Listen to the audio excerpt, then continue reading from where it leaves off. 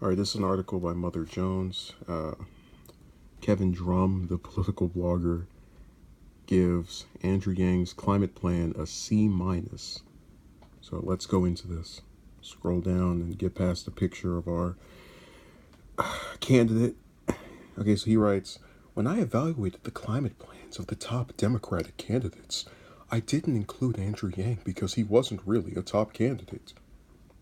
So right off the bat, Yang is in, he was polled to be in sixth place, ahead of Beto O'Rourke and right behind Pete Buttigieg. Um, and that's out of 21 people. So I'm kind of a little confused as to how he's not a top candidate, but whatever. But he's an interesting candidate, and several people have asked what I think of his plan. So let's take a look.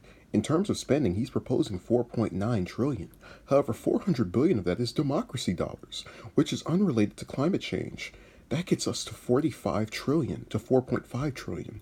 But this is over 20 years. So you need to cut all of Yang's numbers in half to get a 10-year figure comparable to the other candidates.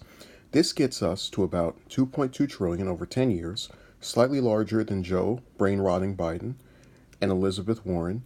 Based on this number, here are some of the details.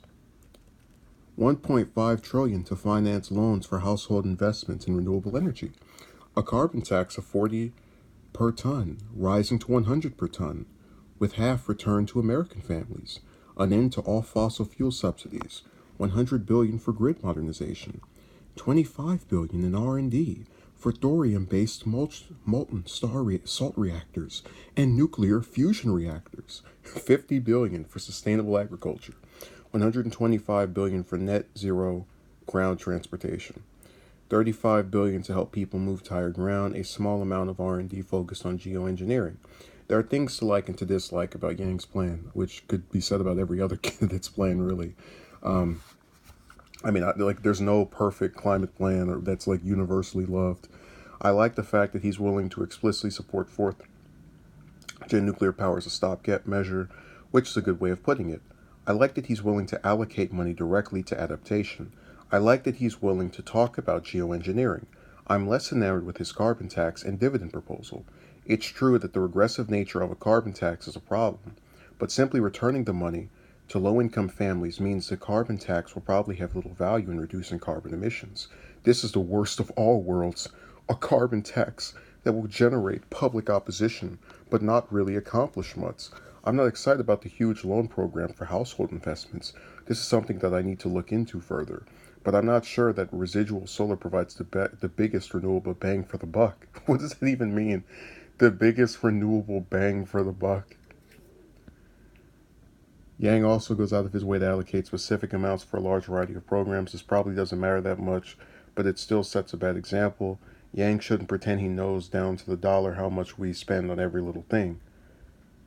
Well, I could have sworn the point of having a plan was to state an estimate of what you think something will cost, and then when you actually get in office, you can adjust it accordingly. But it's still a basis for what you're trying to do. So I don't really understand how Yang was trying to make it seem like he knew everything or whatever. Finally, as you know, I judge climate plans largely on how much they dedicate to R&D.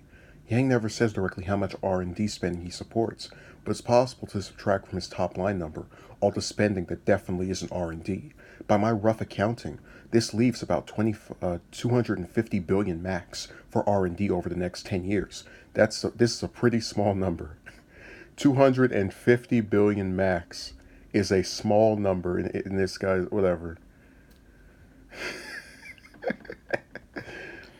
Yang also barely even mentions the global nature of global warming. Even if the United States gets to net zero carbon emissions, what are we going to do to spur the rest of the world to follow?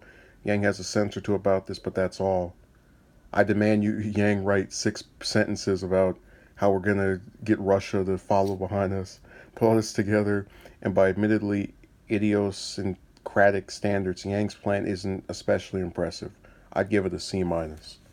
Well, I'd give it probably a B plus. Like, look, I like his plan. Like, I haven't really seen anyone's plan other than Biden's that actually sucks. So they're goofy on this website, but hey, Mother Jones isn't exactly known for having the most brilliant of people working there.